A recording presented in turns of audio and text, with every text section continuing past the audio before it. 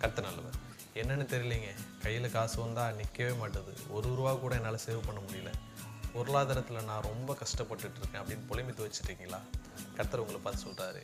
ஏசாயா 58:11 நீ வற்றாத நீரூற்றை போல் இருப்பாய் அப்படின்னு. பாருங்கள், மற்றவர்களுக்கு இது கஷ்ட காலம், உங்களுக்கோ இது திருப்தியான காலம்.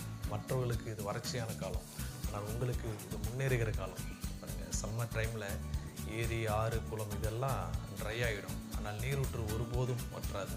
அது எல்லா காலத்திலும் நீர் சுரந்துக்கிட்டே இருக்கும். பாருங்கள், உங்களுடைய பொருளாதாரம், உங்களுடைய சுகம், உங்களுடைய ஆரோக்கியம், உங்களுடைய நன்மைகள், உங்களுடைய கையிட்டு செய்கிற வேலை, உங்களுடைய வருமானம், உங்களுடைய வரவு, உங்களுடைய நன்மை, அது ஒருபோதும் ஒரு நாளும் வற்றாத நீரூற்றை போல் இருக்கும். பாருங்கள், நீங்கள் கையிட்டு செய்கிற எல்லா வேலையும் கர்த்தர் ஆசீர்வதிப்பார். அதை பல மடங்கு பெருக செய்வார்.